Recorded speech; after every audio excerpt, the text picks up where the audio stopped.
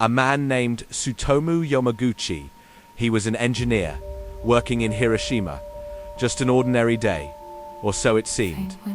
Then, the sky changed. A blinding flash appeared, brighter than the sun. He looked up, and everything exploded. The atomic bomb had dropped. Hiroshima was destroyed instantly. Buildings vanished. Lives ended in seconds.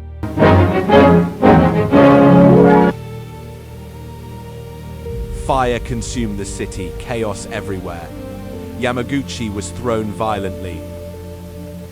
Hiroshima, August 6, 1945.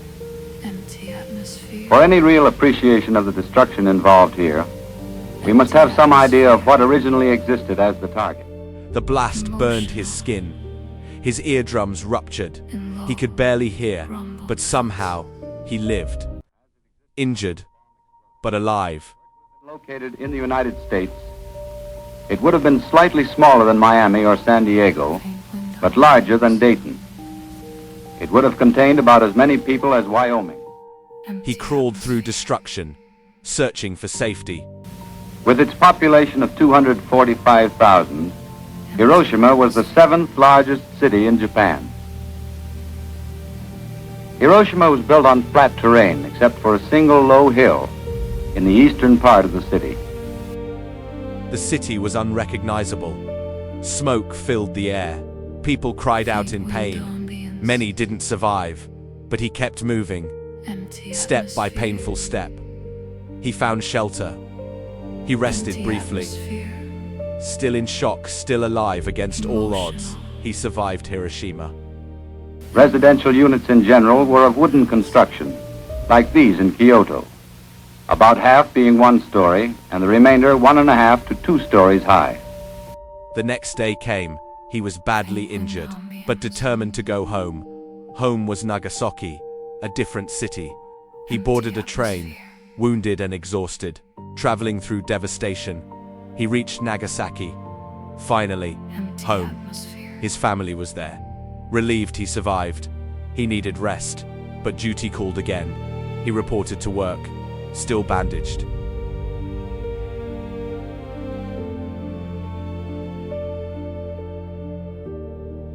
Faint wind ambience, empty atmosphere, empty atmosphere. The main commercial district of Hiroshima was located in the center of the city, with residential areas and military barracks overlapping and surrounding it. The bulk of the large industries were located on the perimeter. The far edges of the city were sparsely populated and consisted of vegetable farms, wooded hills, storage and transportation areas. These sections were beyond the effective limit of the bomb. Empty atmosphere. 4 square miles in the center of the city contained 3/4 of the total inhabitants. Here, the population density per square mile was slightly greater than Brooklyn, New York.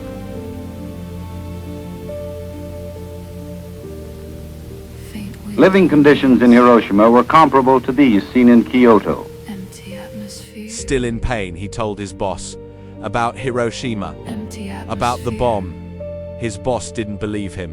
Emotional. 1 bomb can't destroy a city. That's what he said, Yamaguchi insisted. He had seen it. He had lived it. Then suddenly, another flash appeared. The same blinding light, the same terrifying moment. Another explosion followed. Nagasaki was hit. A second atomic bomb. The same horror again. The same destruction, the same fire, the same shockwave. And again, he survived. Thrown into chaos once more, but alive. 2 atomic bombs. 2 different cities. Piano becomes slightly stronger. Just days apart, and one man survived both. It sounds unreal, but it happened. He found his family again, miraculously safe, though everything else wasn't. The city was destroyed. Radiation filled the air. The danger wasn't over. Many fell sick later, but Yamaguchi endured, weak, but alive. He lived Echo through effect. recovery, through rebuilding, through pain Emotional and shock. loss. He carried those memories for the Minimal rest of his piano life. Returns, Hospitals were well equipped. very soft and broken. There was an adequate police force Feels empty. and a trained fire department with fairly modern equipment. Gentle piano fades slowly into silence. Long reverb. Leaving a haunting These feeling. then were the elements which characterized Hiroshima on the morning of August 6, 1945. It is important to keep them in mind in order to effectively appraise what came after. This is what happened.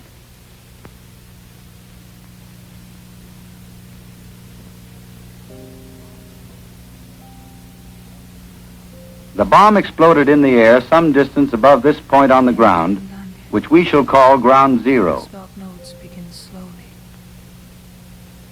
The extent of material damage can be illustrated by superimposing the same area over Washington, D.C., where we can well imagine the effect of a similar bomb on the normal political, military, and economic functions of the capital. Becomes slightly stronger, slow and heavy. The atomic explosion achieved its results at Hiroshima by the release of energy in three forms: blast, Sudden deep heat, impact sound and radiation. and silence, followed by a haunting, sustained string note.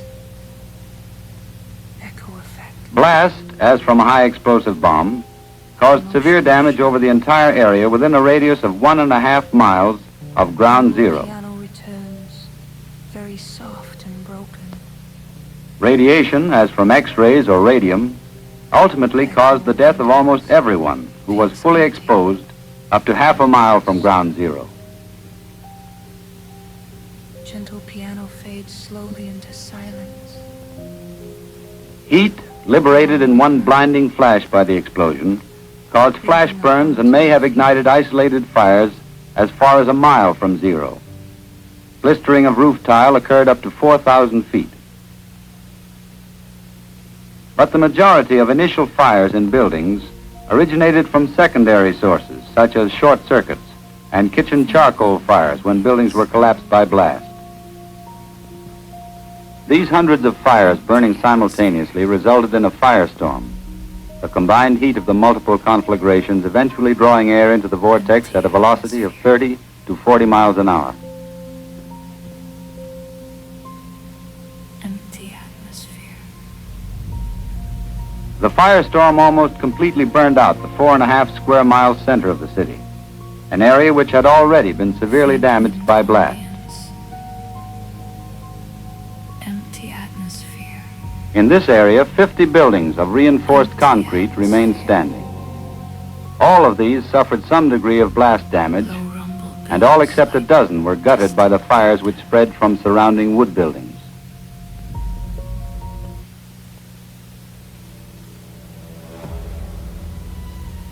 Severe blast damage to one-story light steel frame buildings was extensive over an area of 3.5 square miles, the damage extending on an average of slightly over 1 mile from Ground Zero. Rhythm. Distant metallic echoes. Multi-story brick buildings were seriously damaged over approximately the same area. Deep drums slowly. Strings begin to swell with tension. Rhythm becomes more defined. Wood domestic buildings were wrecked within a 6 square mile area, up to 1.5 miles from Ground Zero. Second heavier impact follows. Layer One-story brick buildings with load-bearing walls were wrecked over a similar area.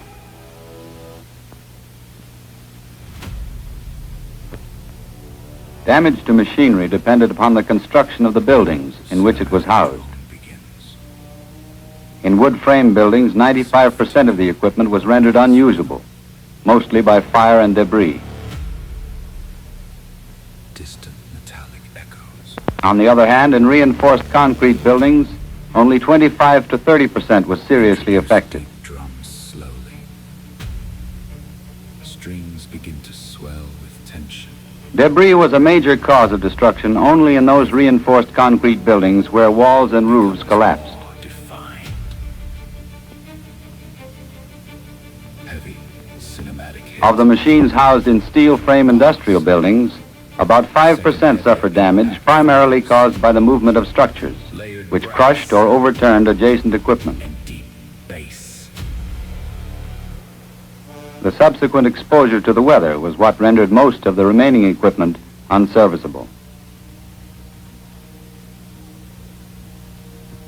In all, 62,000 buildings in the urban area were destroyed and 6,000 severely damaged.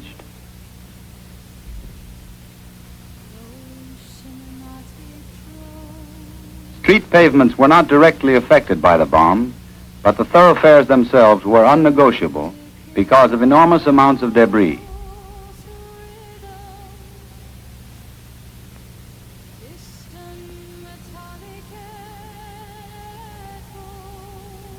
Steel and concrete bridges, although damaged, remained usable.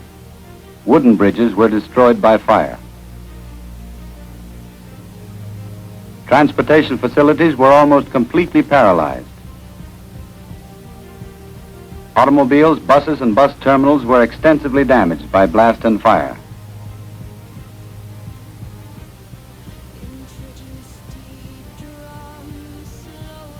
Streetcars were burned out. But railroad rolling stock losses were generally light because of their location at the perimeter of the bomb's range. Through service was resumed 2 days after the attack.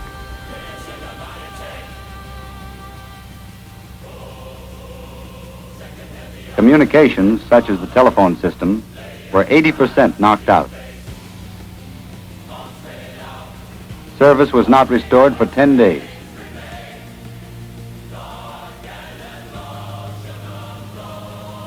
The water reservoir, 2 miles from the blast center, made of reinforced concrete and earth covered, was undamaged.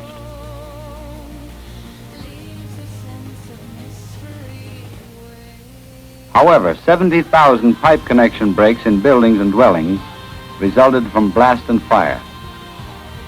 No subsurface pipes were crushed, and no leaks in these pipes were caused directly by blast, though several underground failures resulted from falling debris.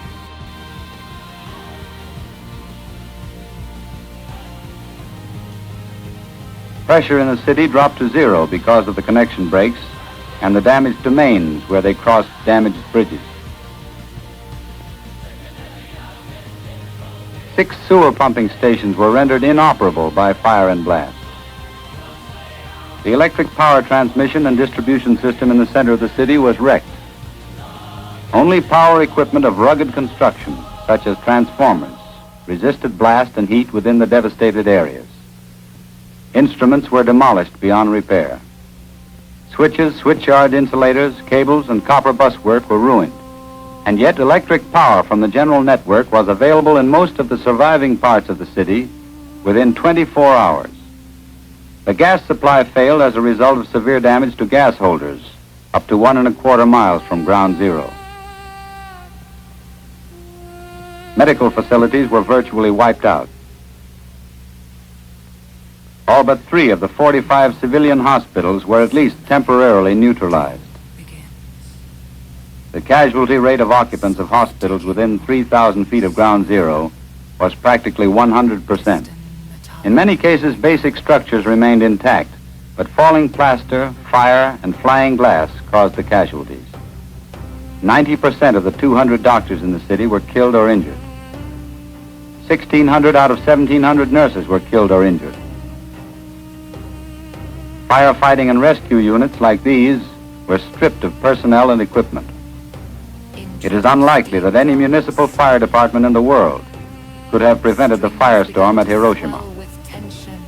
The immediate effect of the annihilation of Hiroshima among the survivors was uncontrolled terror accompanied by hysterical activity or flight from the city for shelter and food. Within a few days, however, people had started their return, and the task of reconstruction began. Each family had to do what it could, as there was no organized plan for rehabilitation.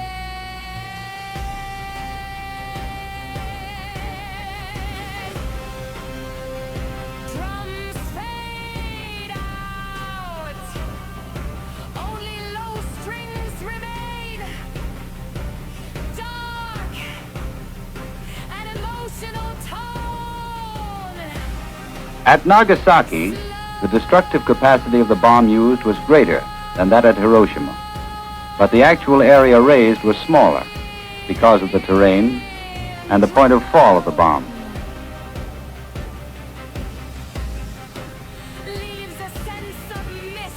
The area completely devastated was less than 2 square miles compared to Hiroshima's 4.5 square miles.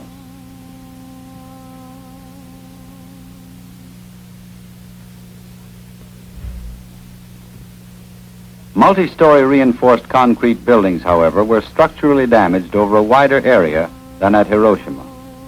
This was partly because of the greater power of the bomb, and partly because buildings of this type, mostly schools and hospitals, were not as strongly constructed as comparable office and commercial buildings at Hiroshima.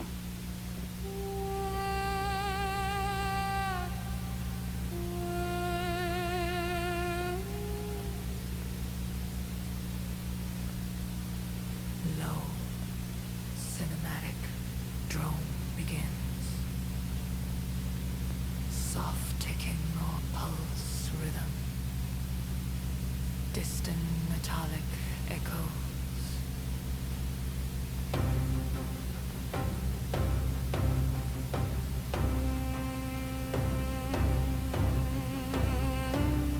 Destruction to factories was greater at Nagasaki because of the city's position as an armament center and because of the location of these plants nearer the blast center. Introduce deep drums slowly. Strings begin to swell with tension. Steel frame industrial buildings were stripped of their sheet metal cover. The frames were generally pushed over en masse by the force of the blast. Pause. Second heavier impact follows. Layered brass and deep. The 3 Mitsubishi firms, together with the dockyards, were responsible for 90% of the industrial output of the city. They were all hard hit. The steel works would have required a year to get back into substantial production. Only low strings remain. Dark. The electric works, on the other hand, could have resumed production at a reduced rate within 2 months.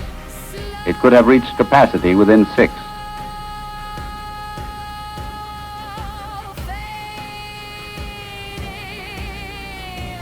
The arms plants would have required 15 months to reach 2/3 of their former capacity. Leaves a sense of mystery and weight.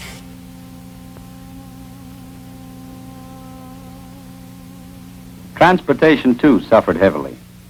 There were only 3 survivors out of 115 employees of the streetcar company. Even after 2 months, there were no cars running. The railroad was also severely crippled. Wood ties were fired up to 7,000 feet. Rails buckled and bridges were damaged. Stations were completely destroyed. The electric power transmission and distribution systems were wrecked.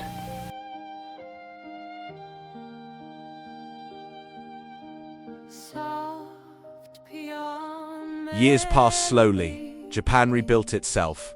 Life continued forward, but scars remained, not just on land, but in people. Yamaguchi remembered everything: the flash, the heat, the silence after. He rarely spoke at first. The memories were heavy. Hard to explain, hard to believe. 2 bombs, 1 life. Many couldn't understand, but he knew the truth. He had lived it. Twice. Unimaginable survival. As years passed, he began to speak out, sharing his story, warning the world. About nuclear weapons, about destruction, about human cost. His voice mattered because he was proof, living proof. Proof of survival, proof of suffering, proof of resilience.